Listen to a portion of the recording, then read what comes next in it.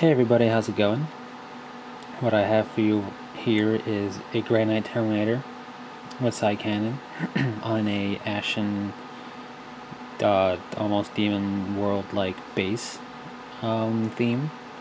And before I talk about it in detail, I want to first state for the record I did not paint this model. I bought this model unpainted, and my friend at Helios Raven's Nest painted it. You should check out his channel if you haven't. He doesn't have that many videos up at the moment because he's busy, but when he can, he does put videos up. And he's got a lot of experience painting. He's been painting way longer than I have. He's a better painter. And yeah, he produces stunning results for the short amount of time he paints things. So check him out. He should be in my new channel page on the subscribers and subscriptions. So yeah, pretty much how that came about was, the Exorcists. I showed you a test model was the Exorcist champion. I got the hammer, who's going to represent Emperor's champion, and I'm going to make an army for them using the Black Templars Codex. And even though Black Templars can't ally with Psychers, their only exception are Grey Knights, so they can ally with Grey Knights.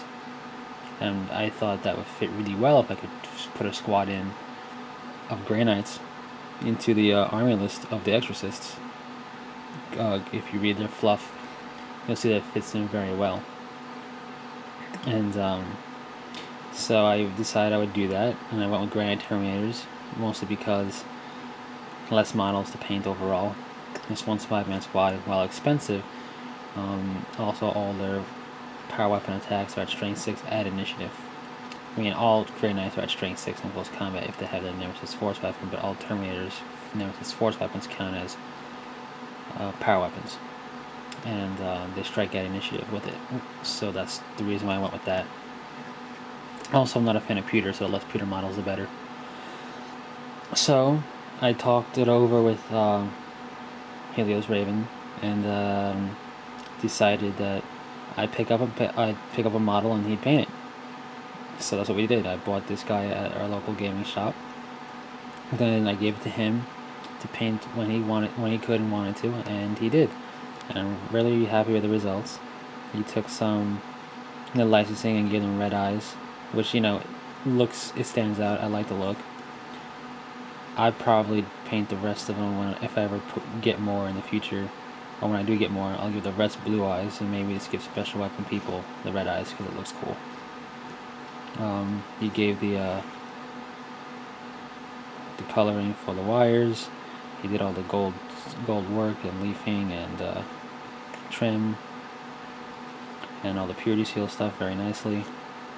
He left me the name badge open so I can put my own name on it that I want, which I will once I think up of one.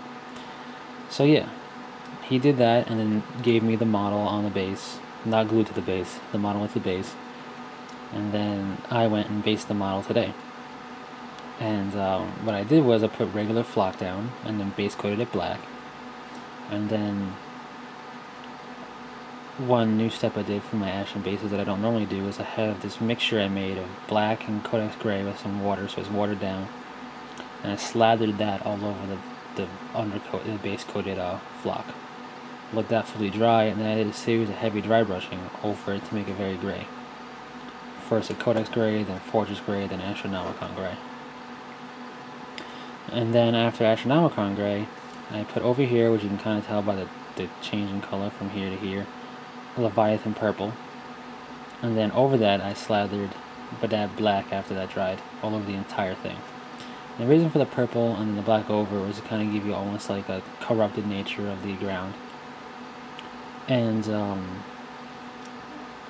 I might, do more so of that on more models in the future for the Exorcist and Grey Knights. And then I put the black over the rest of it because gray, well, flocking in general, when you paint it, when you do a series of dry brushing over it, you can kind of lose depth. I mean, it pops in the top, it doesn't really do much on the bottom. So with a washing over everything, it's pretty much gets absorbed and sinks down, and the granules pop better. So you get the light of the fortress, the astronomical gray over the rest of the gray on top, even though the wash was over it, and then below everything you got the black to pop it out. So that's the model.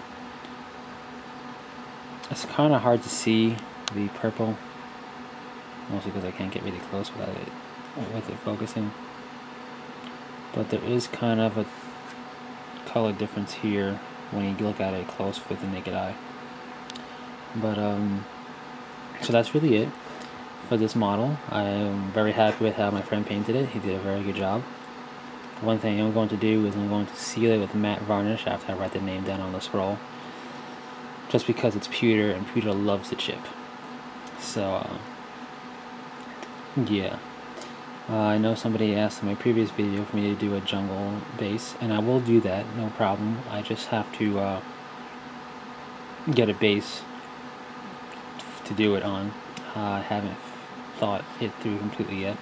Probably a 28mm base, and I'll try and do it soon. It'll probably have to be next weekend. Maybe I might be able to get it done tomorrow in between the other painting I'm doing.